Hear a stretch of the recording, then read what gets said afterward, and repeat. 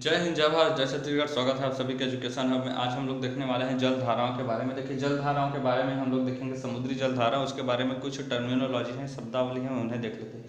जैसे कि प्रवाह, जल का प्रवाह है, यानी कि ऐसी समुद्री जलधारा जो कि धीरे धीरे बहती है, मतलब स्लो स्लो फ्लो करती है, उसे हम लोग प्रवाह के नाम से जानते हैं। एक होता है धारा। धारा यानी कि जो प्रवाह से थोड़ी सी स्पीड में बहती है। और तीसरा होता है स्ट्रीम, यानी कि विशाल धारा, जो कि सबसे तेज गति से बहता है। ये जो स्ट्रीम या विशाल धारा जो होती है वह मुख्यतः दो या दो से अधिक धाराओं के मिलने से बनती है। ठीक है, देखिए धारा के प्रकार देते हैं। तो धारा जो है वो गर्म जल धारा होती है और ठंडी जल धारा होती है, दो प्रकार से होती है। उस नाम से ही पता है कि स्वभाव में गर्म जल धारा गर्म होगा और ठंडी जल धारा ठंडी होगी। ठीक है, तो गर्म जल धारा की जो उत्पत्ति होती है वो विषुवत रेखा के समीप होती है। ये जो पृथ्वी है, पृथ्वी एक गोला है, गोला के बीचों बीच जो काल्पनिक रेखा हम लोग खींचते हैं और इसके वो होती है विषुवत रेखा।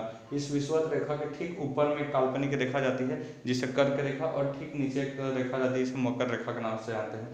तो ये जो सूर्य जो है वो सूर्य केवल इस कर्क रेखा से मकर रेखा तक इस प्रकार से गति करती रहती है। अभी हमारा जो अक्टूबर नवंबर का महीना है, हमारा जो सूर्य है यह अब धीरे धीरे कहाँ आना शुरू कर दिया है, कर्क रेखा की ओर आना, सॉरी, ये जो विषुवत रेखा है यहाँ आना शुरू कर दिया है। तो विषुवत रेखा की ओर आना शुरू कर दिया है, यानी भारत से दूर हो गया है, इसलिए भारत में धीरे धीरे ठंड भी बढ़ने लगी है। ठीक है, यही कारण होता है। तो देखिए, विषुवत रेखा के समीप यह उत्पन्न होते हैं, इस वजह से काफ़ी यहाँ पर सूर्य का प्रकाश पड़ता है, इसलिए यहाँ पर काफ़ी गर्मी होती है, इसलिए यह धारा जो है गर्म होता है।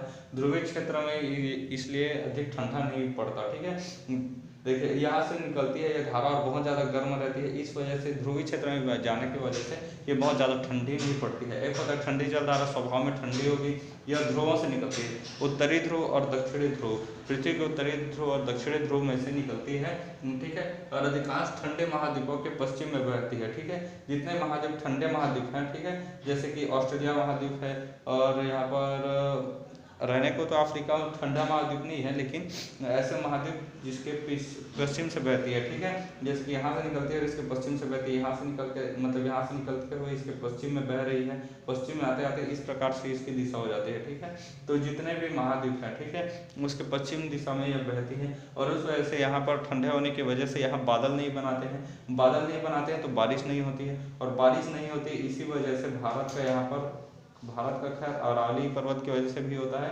ऑस्ट्रेलिया का जो महान जो डेजर्ट है वो हो गया, अफ्रीका का नामीबिया का हो गया, सहारा का रेगिस्तान हो गया, इधर जितना है चिली वाले एरिया में जितने भी मरुस्थल हैं वो सब मरुस्थल कौन से दिशा में पाए जाते हैं, सभी महाद्वीपों के पश्चिम में पाए जाते हैं। तो ये एक दिन का काम नहीं है, हजारों करोड़ों लाखों वर्षों से ऐसा होता आ रहा है, इस वजह से वहाँ पर मरुस्थल बन चुके हैं। ठीक है, देखिए इसी कारण मरुस्थल के पश्चिम में, सॉरी, महाद्वीपों के पश्चिम में मरुस्थल पाए जाते हैं।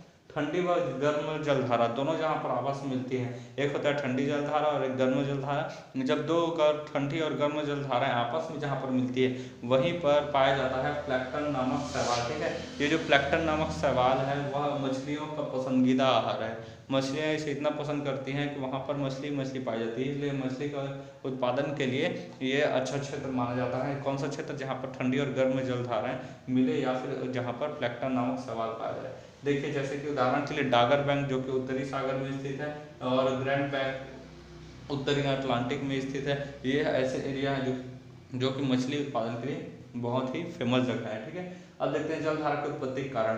पृथ्वी की घूर्णन गति कर रहा है, इस वजह से क्या है, जलधाराएं उत्पन्न होती हैं। पृथ्वी घूम रही है, हलचल मच रहा है, इसलिए यहाँ से जलधारा उत्पन्न होती है। कोरियोलिस बल लगता है इसके कारण से। इसके अलावा होता है तापमान में अंतर। एक होता है नितल की आकृति, ठीक है, समुद्र के जो सबसे निचला तल है उसकी आकृति, और बहुत सारे जो प्रचलित पवन है जैसे पछुआ पवन, व्यापारिक पवन, इस प्रकार से पवन इसके वजह से होती है। दक्षिणी अटलांटिक महासागर की जलधारा, ठीक है, देखिए यहाँ से पूरा जो है इतना बड़ा पूरा एस आकार का हम देखें, ये अटलांटिक महासागर है। विषुवत रेखा यहाँ से गुजर रही है, तो ऊपर जो हो गया वो उत्तरी अटलांटिक महासागर, नीचे हो गया वो दक्षिणी अटलांटिक महासागर। तो दक्षिणी अटलांटिक महासागर के हम लोग जलधाराओं के बारे में देखेंगे। दक्षिणी विषुवत रेखीय जलधारा जो कि गर्म होती है, ठीक है, दक्षिणी विषुवत रेखीय जो जलधारा होती है वो गर्म होती है, यह लगभग विषुवत रेखा से 15 डिग्री नीचे की ओर होती है। ठीक है, यहाँ से विषुवत रेखा गुजर रहा है तो लगभग ये 15 डिग्री के आसपास के एरिया से है निकलना प्रारंभ होता है। ठीक है, दक्षिणी गोलार्ध से उत्पन्न होती है। व्यापारिक पवन के कारण यह जो है पश्चिम में चलने लगती है। व्यापारिक पवनों के कारण जो है यह पश्चिम दिशा में बहने लगती है। इस प्रकार से पश्चिम दिशा में बहने लग गई। ठीक है, और इससे फिर होता यह है कि यह ब्राज़ील से टकरा जाती है। यहाँ पर जो बहुत बड़ा देश है दक्षिणी अमेरिका का, वह हो गया ब्राज़ील। तो यहाँ से निकलती है और ब्राज़ील से टकरा जाती है, जिसकी वजह से इसका दिशा मुड़ जाता है और मुड़ते मुड़ते इस प्रकार से गोल गोल घूमता रहता है। हालांकि पूरा समुद्र में घूमता है, छोटा सा जगह में नहीं घूमता रहता है। ठीक है, जिसकी वजह से काफ़ी बड़ा प्रभाव पड़ता है। एक होता है ब्राज़ील के जलधारा। ठीक है, ब्राज़ील की जलधारा से इस प्रकार से टकराता है, जो कि विषुवत रेखीय जलधारा जो है वह ब्राज़ील की जलधारा से ब्राज़ील से टकराता है और इसी वजह से जो है यह दिशा में परिवर्तित कर देता है और दक्षिण की दिशा में यहाँ पर से बहना शुरू कर देता है। फिर आता है फॉकलैंड की धारा। यहाँ पर जो अर्जेंटीना है, अर्जेंटीना के ठीक जस्ट नीचे में स्थित है फॉकलैंड द्वीप। ठीक है, ये छोटा सा बिंदु जैसा फॉकलैंड द्वीप, इस पर यहाँ पर रहने वाला फ्रांस जो है अधिकार जमाता है और इधर से अर्जेंटीना जो है अधिकार जमाता है। ठीक है, तो ये फॉकलैंड जो द्वीप है वहाँ से एक जलधारा निकलती है जो कि ऊपर की ओर जाती है। यह दक्षिणी ध्रुव के समीप होती है, जो फॉकलैंड द्वीप के पास से निकलती है और ऊपर जाती है। ऊपर जाने के साथ साथ यह ब्राज़ील की जलधारा ब्राज़ील से जाकर टकरा जाती है। दक्षिणी अटलांटिक प्रवाह, फॉकलैंड व ब्राज़ील की धारा जो है दोनों आपस में मिल जाती है, जिससे वजह से दक्षिणी अटलांटिक प्रवाह उत्पन्न होता है और पछुआ पवन के प्रभाव में आकर यह धीरे फिर आगे की ओर बढ़ने लगती हैं। फिर अफ्रीका के पश्चिम से आकर इसकी टक्कर होती है। अफ्रीका के पश्चिम में जाकर इसकी टक्कर होती है और जिसकी वजह से बेंगुला की जलधारा निकलती है, जो कि दक्षिणी अटलांटिक प्रवाह का ही एक भाग होता है, जो कि आगे की ओर बहने लगता है और दक्षिणी विषुवत रेखीय जलधारा जो है इसमें जाकर यह मिल जाता है फिर से। ठीक है, दक्षिणी विषुवत रेखीय जलधारा है, इसी में आकर मिल जाता है। मतलब ये पूरा क्रम जो है वो इस प्रकार से गोला गोला चलता रहता है। अब देखते हैं उत्तरी अटलांटिक महासागर की जलधारा। उत्तरी अटलांटिक महासागर की जो जलधारा है उसे देखते हैं।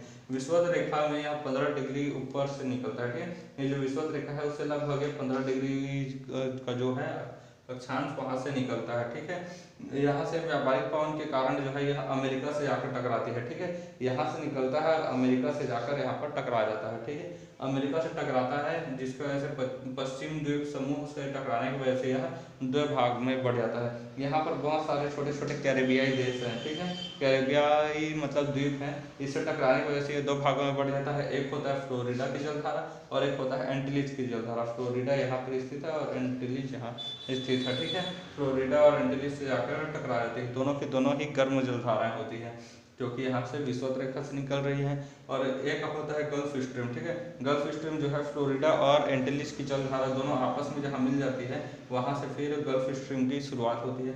गल्फ स्ट्रीम जो है यूरोप का कंबल के नाम से जाना जाता है। गल्फ स्ट्रीम जो है थोड़ा सा गर्म होता है, क्योंकि यहाँ से निकली हुई जो जलधाराएं दो भागों में बैठी है वहीं से फिर गल्फ स्ट्रीम निकल रहा है, तो थोड़ा गर्म होता है और यहाँ से निकल कर फिर टकरा कर इधर आती है, जिसकी वजह से यूरोप में थोड़ी सी गर्मी नहीं पड़ती, मतलब ठंड के दिनों में कंबल ओढ़ने पर कितना सुकून मिलता है, बिल्कुल उसी प्रकार से गल्फ स्ट्रीम यूरोप के लिए काम करता है। उसके बाद आता है लिब्राडोर का जलधारा। यहाँ से लिब्राडोर का जलधारा आता है। ठीक है, क्योंकि यह जो ग्रीनलैंड और कनाडा वाला एरिया है वहाँ से आता है लिब्राडोर का जलधारा, जो कि काफ़ी ठंडा होता है। और ये जो अपना गल्फ स्ट्रीम है, गल्फ स्ट्रीम गर्म होता है और लिब्राडोर का ठंडा वाला जो जलधारा आता है उसे यह गर्म कर देता है, मतलब बराबर कर देता है, यानी कि उसके ठंडेपन को कम कर देता है। ठीक है, न्यू फाउंडलैंड द्वीप है यहाँ पर, जो जहाँ पर ग्रैंड फिशिंग एरिया है। ठीक है, यहाँ पर न्यू फाउंडलैंड द्वीप एक है जहाँ पर एक बहुत ही बेहतरीन गल्फ स्ट्रीम स्थित है। एक है उत्तरी अटलांटिक महासागर का जलधारा, जहाँ पर लिब्राडोर और गल्फ स्ट्रीम दोनों आपस में जाकर टकराते हैं। ठीक है, लिब्राडोर और गल्फ स्ट्रीम दोनों जहाँ पर आकर टकराते हैं वहाँ पर उत्तरी अटलांटिक जलधारा को बनती है। यह 3 भागों में बढ़ जाता है। ठीक है, जिसमें से पहला जो है कि वह सीधे चला जाता है, पहला जो है वह सीधे चला जाता है, जिसकी वजह से क्या होता है कि यह नॉर्वे की गर्म जलधारा के रूप में जाना जाता है। ठीक है, यहाँ पर एक देश है नॉर्वे, यहाँ पर नॉर्वे की जलधारा के रूप में हम इसे देखते हैं।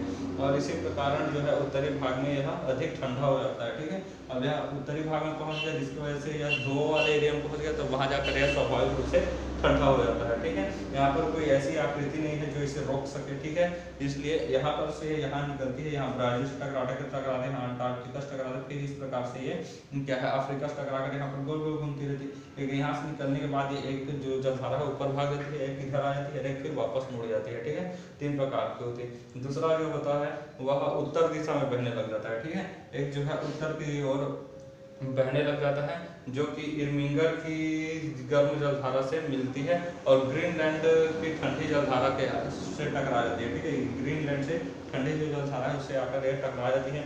तीसरा होता है जो कि दक्षिण की ओर जाता है। ठीक है, तीसरा जलधारा जो है वो दक्षिण की ओर इस प्रकार से आने लगता है, जिसकी वजह से होता यह है कि यह कंबल के समान यह भी काम करने लगता है, जो कि आगे जाकर किनारे की जलधारा से मिलती है। ठीक है, देखिए किनारे की जो जलधारा है यहीं पर खड़ी जो है वो ठंडी हवा मिलती है। जहाँ पर लिब्राडोर की जलधारा मिली थी वहीं पर यहीं पर जो है 14 अप्रैल 1912 में टाइटैनिक जो है डूब गया था। ठीक है, टाइटैनिक जो है इसी लिब्राडोर की ठंडी जलधारा के कारण जो है यहाँ पर बर्फ जम गया था। यहाँ से इंग्लैंड से अमेरिका आने के लिए निकला था, तो यहाँ आते आते यहाँ पर लिब्राडोर की जो जलधारा है वहाँ पर काफ़ी ठंडे ठंडे पर्वत थे, और वहाँ से मतलब जो नीचे से निकले हुए पर्वत यानी कि बर्फ के पर्वत जो कि समुद्र से निकले हुए यानी कि कटक के रूप में जिसे जानते हैं, तो उसे जाकर टाइटैनिक टकरा गया था, 2 भागों में टूट गया बेचारा। ठीक है, और टाइटैनिक के बारे में कहा जाता था कितने बड़ी टक्कर हो जाए नहीं टूटेगा, लेकिन 2 भागों में टूट गया एकदम से। तो एक बहुत बड़ी घटना हो गई। आज इस घटना को हुए 110-12 साल हो चुके हैं। ठीक है, तो ये थी समुद्री जलधारा के बारे में। कुछ और जो है जैसे कि हमारा हिंद महासागर की जलधारा, प्रशांत महासागर की जलधारा, ठीक है, इनके बारे में पढ़ेंगे नेक्स्ट क्लास में। तब तक के लिए जय हिंद।